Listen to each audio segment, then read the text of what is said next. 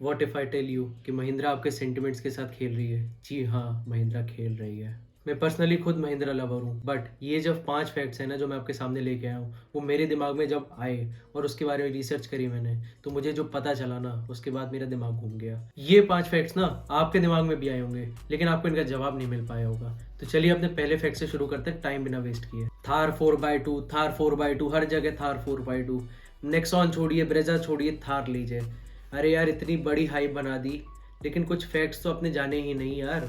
सब लोग बोलते हैं महिंद्रा ने लॉन्च करी थार 10 लाख रुपए, 9,99,000 रुपए के एक शोरूम प्राइस पे। मतलब 10 लाख के अंदर आपको ये थार दे रहे हैं, दे भी रहे हैं। कितने लोगों को मिल पाएगी ये 10 लाख के अंदर वाली थार? जब 4x4 भी लॉन्च हुई थी आपके बेस मॉडल में, वो कितने लोगों को मिल पाई भाई? इतने सारे महिंद्रा ने बुकिंग्स ली, 2-2 साल का वेटिंग पीरियड दिखाया, बेस मॉडल में इतनी सब अच्छी अच्छी चीज़ें डाल दी। कितने लोगों को मिल Pi base model Thar 4x4 की? 4x2 की तो आप उम्मीद छोड़ लीजिए। 15 अगस्त 2020 को ये लॉन्च हुई थी थार 4x4। ठीक है, 3 साल से किसी की फुलफिलमेंट नहीं हो पाई है बेस मॉडल की। 4x4 की बात करें तो आज इनकी 4x2 लॉन्च हुई है, 9,99,000 दिखाते हो आपको। जो पहले की आपकी 4x4 की बेस की बुकिंग्स थी, वो तो आप आज तक फुलफिल नहीं कर पा रहे हो, और आप कह रहे हो आप 4x2 की फुलफिल करोगे। कस्टमर्स पागल समझे हो क्या? कस्टमर्स के सेंटिमेंट्स के साथ ही खेलना आता है क्या आपको? क्या आपने कम प्राइस में दिखा दिया और दे नहीं पा रहे हो गाड़ी? और ये जो फॉल्स बुकिंग वाली आदत है ना, ये आज की नहीं है, ये 3 साल से चला हुआ आ रहा है, या और पहले से भी। 3 साल से तो मैं आपको ये सिर्फ इस बारे में बता रहा हूँ क्योंकि थार की बात हो रही है यहाँ पे। और थार की ये क्यों पता है? क्योंकि ये गाड़ी आपके सेंटिमेंट्स के साथ खेल सकती है, इतनी कैपेबल है। पहले 4x4 की बुकिंग थी भाई साहब 2 साल की, आज इनके पास 4x2 की बुकिंग है 2-2, 3-3 साल की। और क्या हुआ 2 साल की बुकिंग के बाद? 4x4 तो आज खड़ी हुई है शोरूम पे, क्यों नहीं बिक रही? सिर्फ और सिर्फ ना इनने स्टॉक दबाया है अपना हाइप बनाने के चक्कर में। और हाइप बनाने में बस इनसे गलती ये हो गई ना जल्दीबाजी में, जिमनी जैसे ही लॉन्च हुई ना भाई साहब, इनके पास जो दबा हुआ स्टॉक था ना वो बेकार हो गया 4x4 का। अब ये निकालने में लगे कैसे तैसे इनका स्टॉक निकल जाए, क्योंकि इनने 4x2 की बोल तो दिया कि भाई हम दे रहे हैं और लॉन्चिंग कर दी, लेकिन 4x4 का जो स्टॉक है ना वो तो खड़ा है ना। आज इसी को निकालने के चक्कर में फिर ये 4x2 रोक रहे हैं, जिससे जो इनकी 4x2 की बुकिंग है ना, वो बुकिंग बनती जरूर चली जाए, लेकिन लोग जिनको तुरंत चाहिए ना, वो 4x4 ही ले लें जल्दीबाजी में, और इनकी स्टॉक की ना सारी दबी हुई गाड़ियां साफ हो जाएं। और बीच बीच में तो थोड़े बहुत कस्टमर्स को देंगे दिखाने के लिए कि गाड़ी डिलीवर हो रही है, बट रियलिटी ये है कि आपकी जितनी सारी बुकिंग्स आप करा लीजिए, आपको मिलेगी नहीं गाड़ी। जो दूसरा फैक्ट है ना मेरे पास, वो सिर्फ फैक्ट नहीं है, एक सोची समझी चाल है महिंद्रा की, जो आपने भी सोची होगी। अब जो दूसरा फैक्ट है ना, वो सिर्फ एक फैक्ट नहीं है, आप खुद भी सोचिएगा महिंद्रा ने कितनी बड़ी चाल चली है इसमें। तो आपने Thar 4x2 real wheel drive में ये तो देखा कि 1.5 लीटर का डीजल इंजन आ गया है, आपने ये नहीं सोचा कि 1.5 का पेट्रोल इंजन क्यों नहीं आया? मैं बताता हूँ आपको।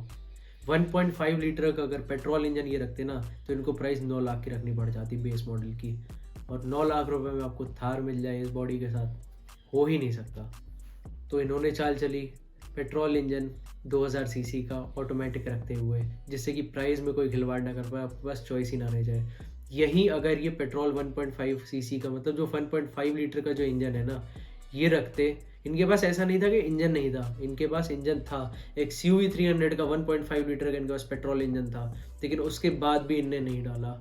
आप खुद सोचिए, अगर आप रियर व्हील ड्राइव ले रहे हैं तो आप, ये तो पक्की बात है कि आप ऑफ रोडिंग नहीं करेंगे गाड़ी से, या करेंगे तो बहुत हल्की ऑफ रोडिंग हो पाएगी, है ना। सिर्फ और सिर्फ ये एक चाल थी, क्योंकि अगर ये रख देते ना, हर कोई लेने लग जाता ये 1.5 लीटर का पेट्रोल इंजन, क्योंकि दिल्ली जैसे शहरों में जहाँ पे लोग डेली कम्यूट के लिए थार लेना चाहते हैं, शहर पे अपना रोला बनाना चाहते हैं, वहाँ पे 15 साल की लाइफ मिलती है आपको पेट्रोल इंजन के साथ, और डीजल इंजन के साथ 10 साल की। तो हर कोई चाहता है कि वहाँ पे पेट्रोल इंजन ले जिसकी ड्राइव कम है या कुछ इस टाइप का है।